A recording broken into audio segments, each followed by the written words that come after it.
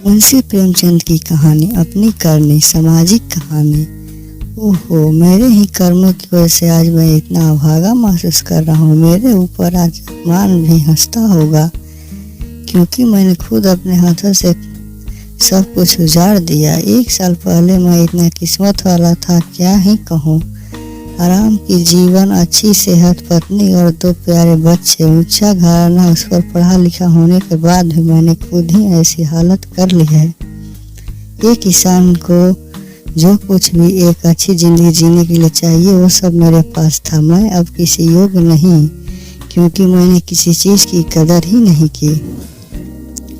मेरे जीवन में ऐसी महिला थी जिसने मुझमें लाख बुराई होने के बाद भी कुछ बुरा नहीं कहा, कभी गुस्सा नहीं किया। मैं ऐसा हूँ कि दीवानगी के नशे में चूर होकर उसे इज्जत नहीं की, उसे तड़पाया, रुलाया और मन ही मन खूब जलाया भी। उफ, उसे कितना धोखा दिया और अंधेरे में रखा। देर रात घर आते हुए न जाने कितने बहाने बनाए, रोज नई कहानी बना लेता था। क्या वो मेरे झूठ प्यार के दिखावे को नहीं समझी होगी? मेरा झूठ फरेब क्या छिपा रह सकता था? भले ही वो अच्छी और भोली थी लेकिन बेवकूफ नहीं। मैं जितना झूठ था वो उतनी सच्ची, मैं जितना गलत व्यवहार करता वो उतना अच्छा व्यवहार करती। उसे दुनिया के सामने हमारे रिश्ते का मजाक उड़ाना पसंद नहीं था, इसलिए वो मेरे व्यवहार का जिक्र लोगों के सामने कभी नहीं करती थी। शायद उसे हमेशा लगता था कि मैं एक दिन सुधर जाऊंगा और मेरे सिर से ये नशा उतर जाएगा। काश वो इतनी अच्छी न होती, वो अपने हक के लिए मुझसे लड़ती। इसी बीच एक दिन मैं आनंद वाटिका मछलियों का करतब देखने गया। वहाँ मेरी नज़र अचानक एक लड़की पर गई जो फूल तोड़ रही थी। उसके कपड़े में मैले थे और वो छोटी उम्र की लड़की थी, जिस वजह से वो ताजगी भरी लग रही थी। इसके अलावा उस लड़की में ऐसी कोई खास बात नहीं थी। कुछ ही देर में उस लड़की ने मेरी तरफ देखा और इस तरह से नजरें फेरी जैसे मैं वहाँ मौजूद ही नहीं। ऐसा मेरे साथ वाले कभी नहीं हुआ था। मैं इससे परेशान होकर धीरे धीरे उन फूलों की झाड़ियों के पास पहुँच गया और खुद भी फूल चुनने लगा। मुझे देखते ही माली की वो बेटी बाग के दूसरी दिशा में जाकर फूल चुनने लगी। उसी दिन से मैं रोज उस आनंद वाटिका में जाने लगा। ऐसा नहीं था कि मुझे उस लड़की से प्यार हो गया था, बस कुछ पाने का मोह मुझे वहाँ खींच कर ले जाता था। मैं रोज रूप बदल कर वहाँ जाता लेकिन हाथ कुछ नहीं लगता। प्यार की बातें होना तो दूर की बात थी, वो मेरी तरफ देखती भी नहीं थी। इस योजना से सब जब काम नहीं चला तो मैंने नई तरकीब सोची। अगले दिन मैं अपने बुलडॉग टॉमी के साथ आनंद वाटिका गया। जैसे ही वो लड़की अपने आंचल में फूल भरकर भाग से जाने लगी, मैंने अपने टॉमी को उसकी तरफ जाने का इशारा कर दिया। वो बुलडॉग भगते हुए तेजी से उस लड़की की ओर दौड़ा। वो अपने पीछे कुत्ता देखकर चीखते हुए तेजी से भागी और कुछ ही दूरी पर गिर गई। मैं भी फटाफट छड़ी लेकर वहां गया और अपने टॉमी को 1-2 मार लगा दी। उसके बाद फूलमती के आंचल से जमीन पर गिरे फूल को समेटकर उसे हाथों से पकड़कर बैठा दिया। फिर उससे दुखी होकर पूछा कि तुम्हें लगी तो नहीं यह बुलडॉग बदमाश हो गया है? इसने काटा तो नहीं? लड़की ने दुपट्टे से मुंह को ढकते हुए कहा कि तुमने समय पर आकर बचा लिया, वरना ये मार ही डालता। अपनी तारीफ उससे सुनकर मन को अच्छा लगा और दिल जोर से धड़का। मेरे मन में हुआ कि यह तरीका काम कर गया। उस दिन से उस फूलमती से मेरी बातें होनी शुरू हुई। उसके बाद मैंने जाल फैलाया, बातें रची और न जाने क्या क्या किया। इन सब तरकीबों के बारे में दिल फेंक किस्म के सारे लोग जानते हैं। ऐसा नहीं था कि मैं उस लड़की के सौंदर्य से प्रभावित था, क्योंकि मेरी पत्नी इंदु से सुंदर कोई ही नहीं सकती थी।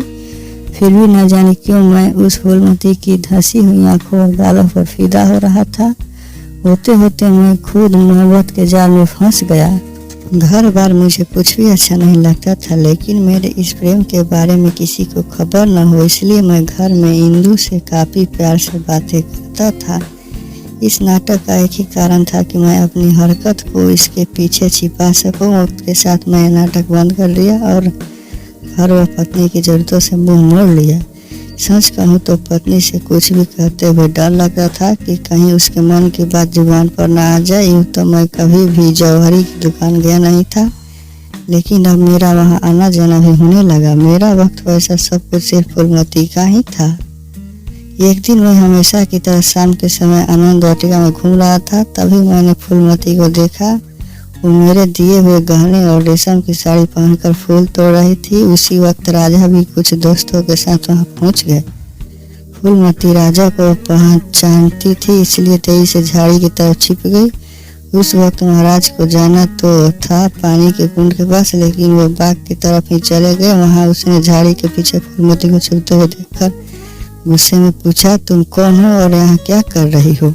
उस समय आनंद वाटिका के सारे लोग मेरी तरफ ही देखने लगे। मुझे भी लगा कि झट से जवाब दे देना चाहिए, नहीं तो पता नहीं क्या हो जाए। मैंने कहा, महाराज ये यहाँ माली की बेटी है। यह सुनते ही राजा और बिगड़ गए। उन्होंने पूछा, ये माली की बेटी है, इसके कपड़े गहने इन सबको देखकर यहाँ से लग रहा है कि ये माली की बेटी है। तभी माली भी वहाँ पहुँच गया और उसने जवाब में कहा, साहब यह मेरी ही बेटी है। राजा ने गुस्से में पूछा, तुम्हारी तनख्वाह कितनी होगी? माली ने बताया 5 रुपये। फिर राजा ने पूछा, क्या यह शादीशुदा है? माली ने जवाब में बोला, नहीं। यह सुनते ही महाराज ने नाराज होते हुए कहा, इसका मतलब तू चोरी करके इसे ये गहने और रेशम की साड़ी देता है? तब अभी मैं तेरी शिकायत पुलिस में करता हूँ। कमाता है 5 रुपये और बेटी को गहने से लदा रखा है।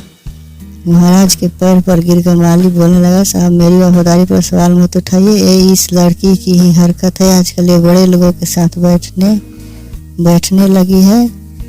इसने मेरी नाक काट दी है, वहाँ से ही इसे ये सब कुछ मिला है। आप जानते ही हैं अमीर लोग कैसे होते हैं।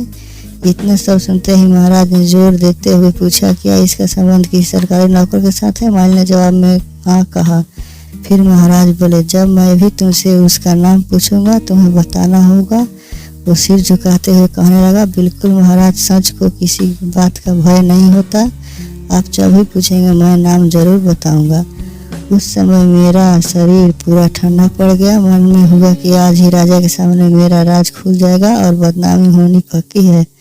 लेकिन महाराज ने अपने दरबार के कार्यकर्ता की इज्जत को यूं सरेआम उछलना ठीक नहीं जाना और नाम बाद में पूछने की बात करते हुए अपनी गाड़ी में बैठकर वहाँ चले गए।